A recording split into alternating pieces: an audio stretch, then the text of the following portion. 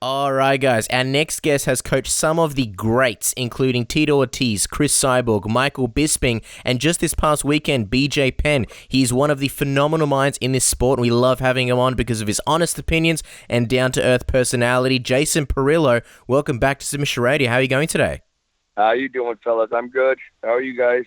Well, what a way to kick off 2017. We're in our second episode, and we have the Jason Parillo on. I mean, it's always so much fun chatting to you, Jason. Thank you for coming on the program and helping us kick off 2017 on the right foot. And so much to talk about. I think we should probably get right into it because you're a busy man.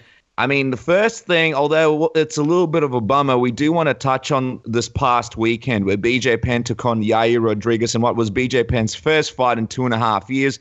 Before we get to the fight itself, what was it like in the dressing room just before BJ made his return? Was he the same as he's always been over the years, or was there anything different about him and his demeanor that you noticed?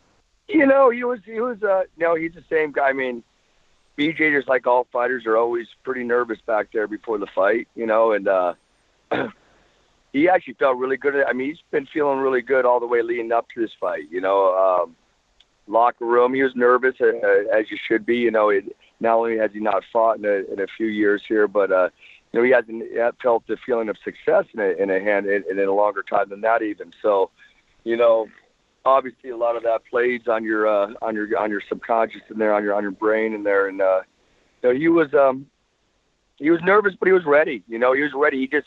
He didn't know what he was. You go that long. There is a thing I believe in the term ring rust, and I know that's there. And he's got some confidence for us at the same time. So it was a real tough gig. He felt good. He was looking good in the warm up. Greg Jackson and Winklejohn were also. He spent a lot of time with them as well. He's gone back and forth from here to there, and we all felt good about him. I mean, we all knew that. It was a tough fight going in. They never give BJ Penn an easy deal. I don't think you guys can name a guy that he's fought that wasn't a top 10, even with the little bit of the lack of success over the last handful of years. He still doesn't get a guy, where he's going to be maybe now he doesn't necessarily need to be favored, but he could be a little bit more on an even playing field. But he felt good. I mean, he felt like BJ's a fighter. He wants to fight. He wouldn't trade anything in the world to be in that locker room and waiting to hear the crowd as he walks out to get in a fist fight. You mentioned that. You mentioned that he didn't really get an easy test, or he didn't get a tune-up fight, upon his return.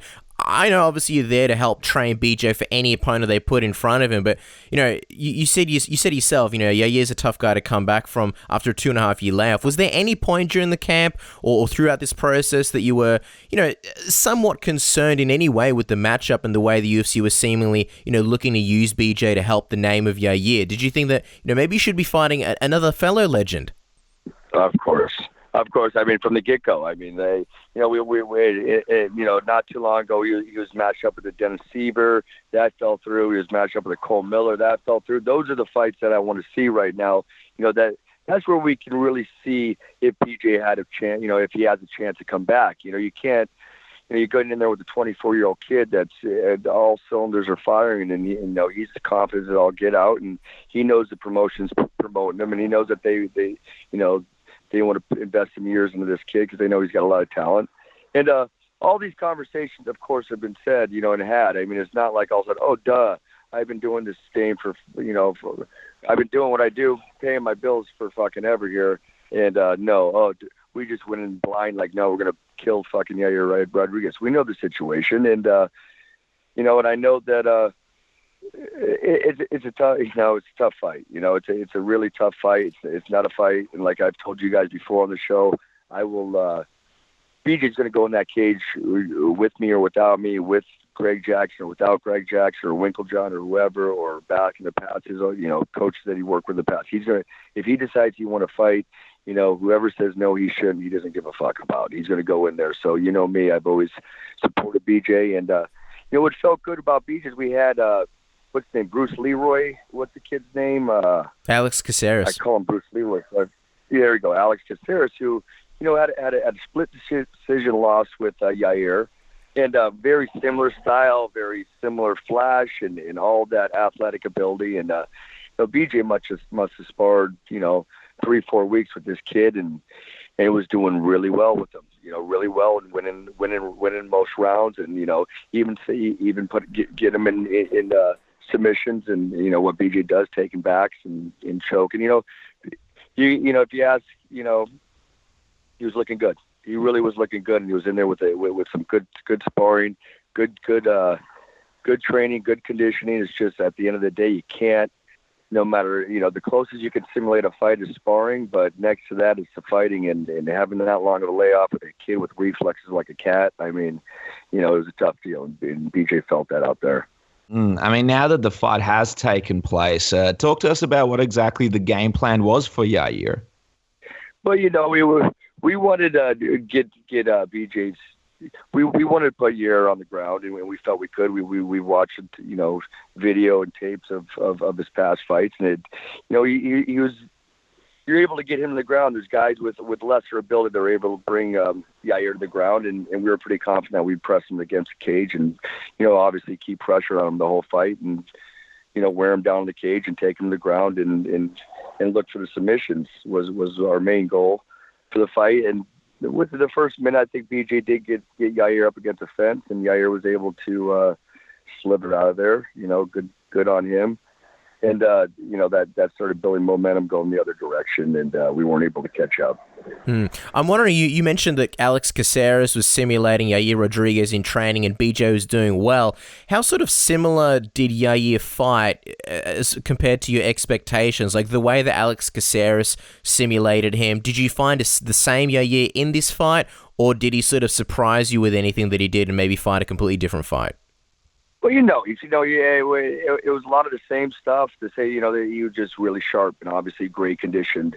You get your sparring partners in sparring, they're not thinking about fighting themselves. They're living their lives, and just, so their conditioning and their sharpness probably isn't, the way it is when they go into fights themselves. So, not so much surprising. I watched Yair. I watched his speed. I knew he was going to be fast. I knew that he had all that athletic ability and a tremendous amount of balance and reflexes. I mean, the kid's a very talented kid, So not necessarily surprising. And just like any coach, you want to see how your fighter is going to react. And BJ wasn't able to catch up with him. I mean, the speed the kid was quick, man, and I expected that. And did I think he was going to be that quick? Yeah. Did I think that BJ still would be able to catch up to him? Yeah. But unfortunately, I was wrong, and we were wrong on the situation. But you don't go into a fight when you're a 4.5-1 underdog and not think, okay, it's an uphill battle we're going into, and we got to do the best we can with what we got, and let's see if we can make it happen. And again, would it be nice for a matchmaker to call up BJ Penn when he says he wants to come back after a 2.5-year layoff, hasn't won since 2010, and say, hey man, we want you to come back. Yeah, we'd love to give you a fight, and let's give you whoever, Joe Blow. It doesn't matter. A guy that give us a 35-year-old guy. The guy's won 2 world titles. He's done everything for the company. He's never said no to any fights. He's made himself in the company plenty of money. It'd be nice to kind of get the opportunity to shake off a little rust and put BJ in there with a guy that he's got a better chance than a 4.5-1. 4.5-1 is a pretty big spread. And you mentioned in this interview a little bit earlier how BJ would fight with or without you. Did you at least attempt to talk to him about this matchup, you or any of the other coaches, or because you know him so well and the fact that he wouldn't go away from a fight under any circumstance, was it one of those situations where you just sort of had to stay quiet and prepare him to the best of your ability?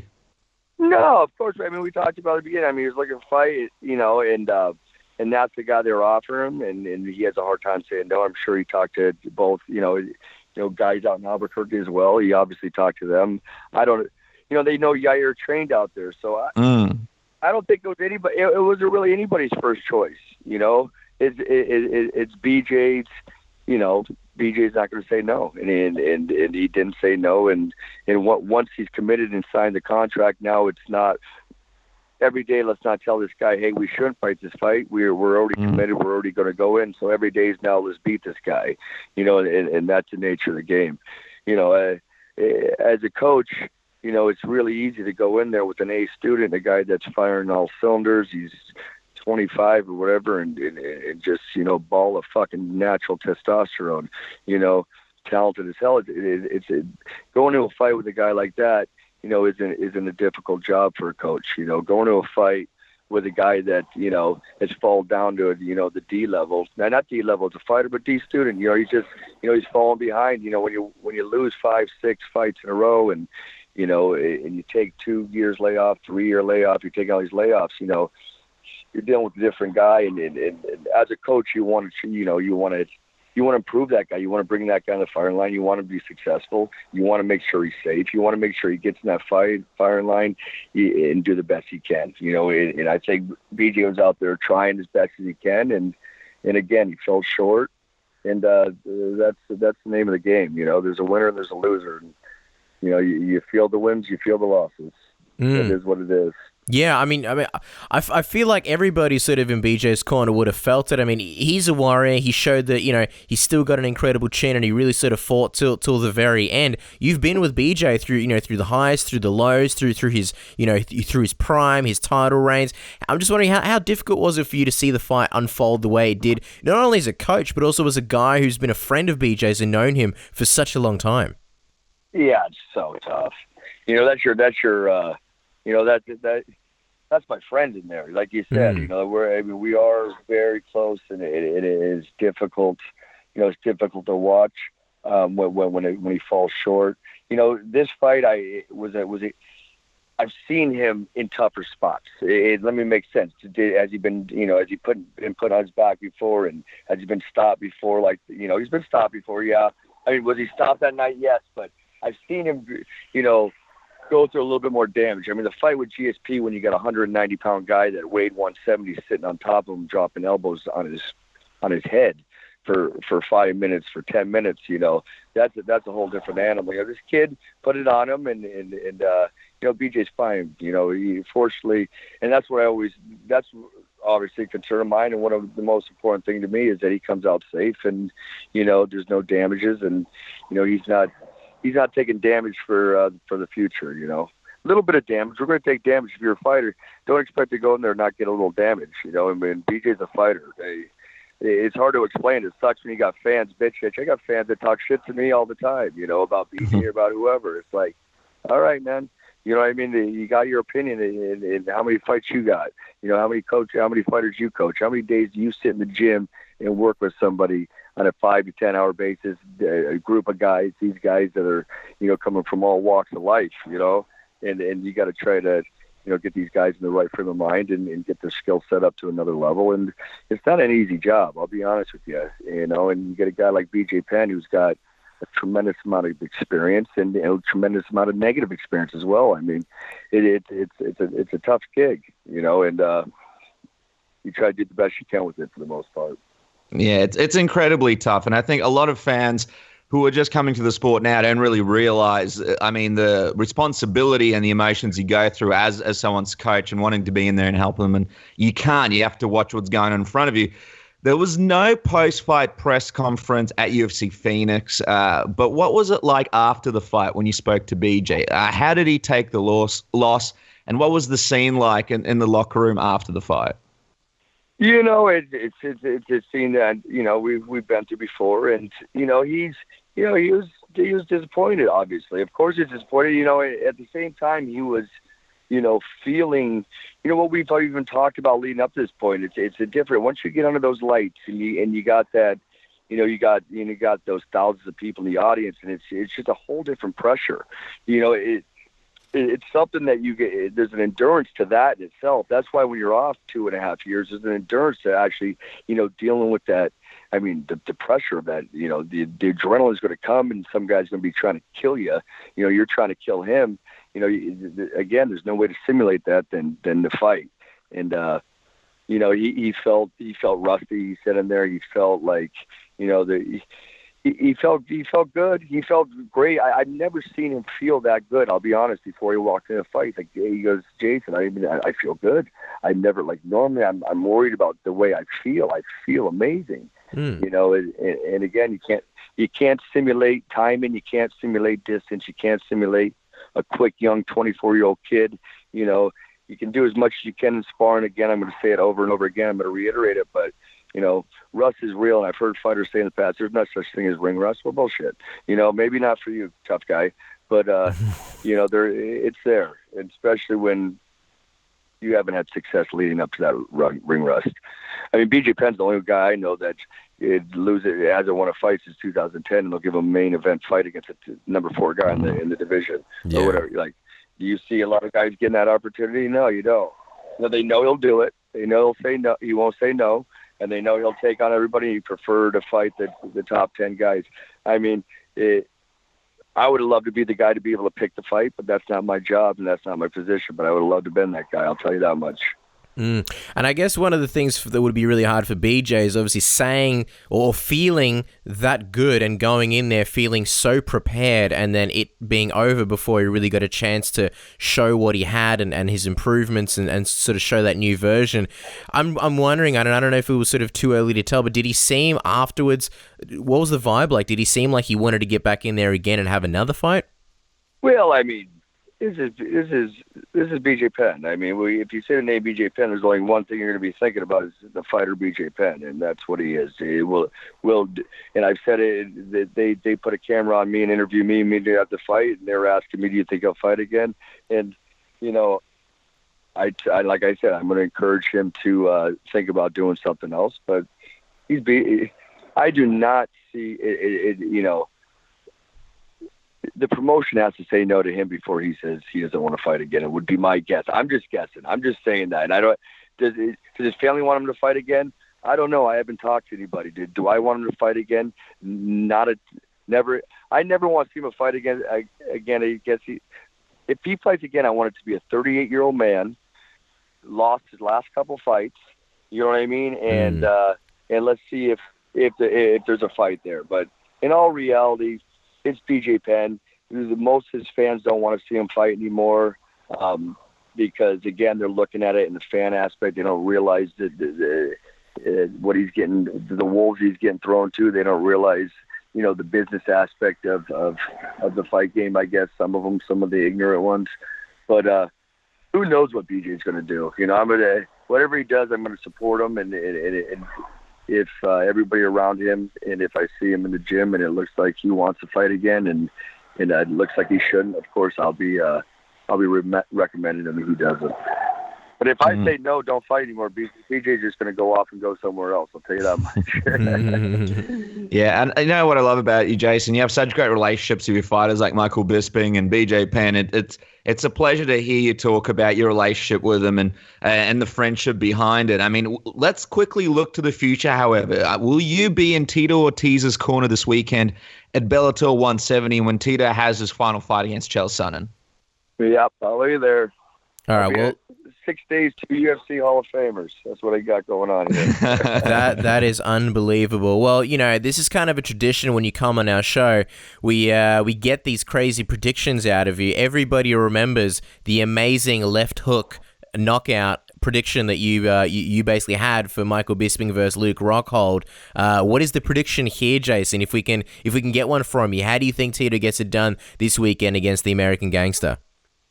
You know, I see him putting. I see the original Huntington Beach Bad Boy style going off on our boy Chael Sonnen.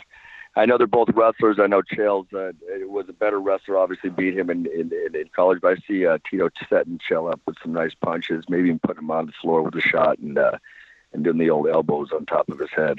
Wow. OG, old school. Can't wait to see what happens that weekend. Jason, thank you so much for your time. We love having you on the program. Of course, everybody could go to ParilloBoxing.com, find out some more information about yourself and how they can train with you. Give us a bit of an update. Outside the world-class fighters that you're fighting, how can people sort of get in contact with you? And do you do many privates? Do you work with people outside professional MMA, or are you just focused on professionals at the moment? Yeah, you know, I do. I've had a lot of fights lately, so I've been really focused on a lot of fighters. But no, I do. I train one-on-one. I do personal training. They're nice to do because all you're doing is just getting somebody in some good shape and getting paid for it, right? But yeah, no, I do personal training. I'm at Ruka. It's a private gym. Again, it makes it hard for people to get in contact with me. But like you said, I have my website, and I can be emailed at jasonparillo.com. So if somebody's in the neighborhood and they want to come down and box a little bit, I'm down there. They can hit me up. Well, there you go, guys. How about you guys make it out here sometime and throw some hooks? How about we go out there and we throw some food down at the closest Texas barbecue place and have a competition to see who can eat the most. that and pints. The pints and barbecue. I'm down. Oh, man. You're preaching to the choir. We're all about the pints and the barbecue. Jason, we look forward to seeing you real soon and throwing down some Texas barbecue. As always, man, we mean it genuinely. It is always a pleasure having you on the show, and we really appreciate your time. Thank you so much. Hey, man, I love being on your guys' show, man. I appreciate it myself. So you guys have a good night, huh? You too, Jason. We'll talk to you soon. Have a great weekend. Thank you. Thanks, guys. Bye-bye.